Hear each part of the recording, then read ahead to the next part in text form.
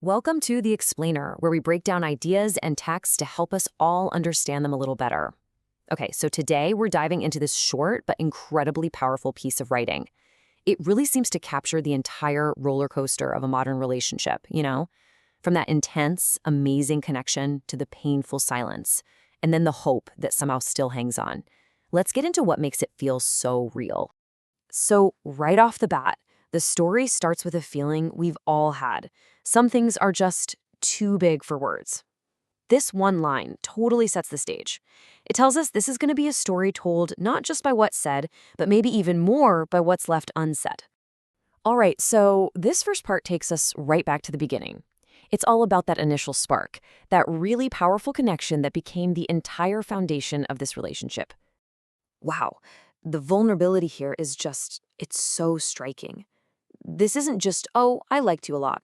No, this is a confession of complete and total emotional investment. That phrase, my everything, it raises the stakes so high. It tells you that for the narrator, this person wasn't just a part of their life. This person was their life. And that, of course, makes the fall that's about to come feel that much more devastating. And now, we start to see how that incredible connection begins to fracture. The story shifts into this really modern kind of heartbreak, one that's defined by technology and all the new ways we've invented to be silent with each other. And there it is, the turning point.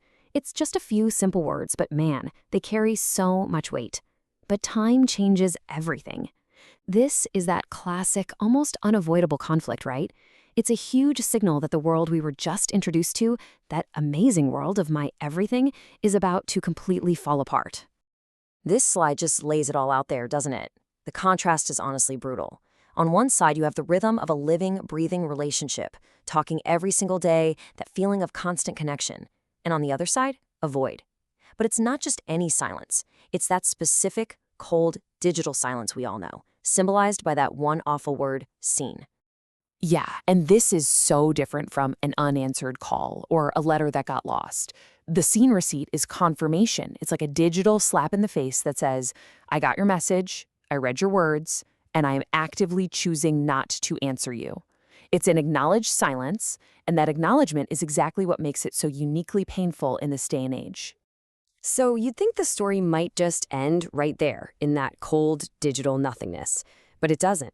In this next part, the whole narrative takes this really fascinating turn, moving away from the pain of right now and towards this little flicker of hope for what could be. This is the big question, right? After you've been ignored, after that connection seems totally broken, what do you do? Do you get angry? Do you try to move on? Or is there another option? And there's our answer. It's this act of profound, almost defiant hope. Despite the silence, despite being left unseen, the narrator chooses to wait. And this isn't passive waiting, It's an active decision to believe that a return is possible, to hold on to a future that, honestly, looks like it's completely gone. This next line tells us why. The waiting isn't just wishful thinking, it's based on this deep-seated belief about love itself. The idea here is that the love wasn't destroyed, it just got lost, hidden by distance or time, but somewhere it's still fundamentally there, just waiting to be found again. Okay, so this brings us to the final, really powerful conclusion. This is where that entire emotional roller coaster we just rode, the past devotion, the present pain, the hope for the future, it all gets laser-focused into one single, undeniable truth.